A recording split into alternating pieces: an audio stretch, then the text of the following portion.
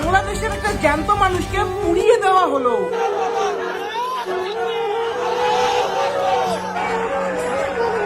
বাংলাদেশের যে ছেলেটাকে ওইরকম পুড়িয়ে মারা হয়েছে সেই ছেলেটার নাম হলো দীপু চন্দ্র দাস। দীপু চন্দ্র দাসকে সবার প্রথমে এমন ভাবে মারা হয়েছে, সে ওখানে আদামরা হয়ে গিয়েছিল এবং তার আদামরা শরীর নিয়ে সেখানকার পাবলিকেরা টানতে টানতে নিয়ে গিয়েছিল একটা গাছের মধ্যে। সেই গাছের মধ্যে ঝুলিয়ে তাকে জ্যান্ত সেখানে পুড়িয়ে দেওয়া হয়। দীপু চন্দ্র দাস নামে সেই মানুষটাকে এরকম ভাবে মারা হলো কেন?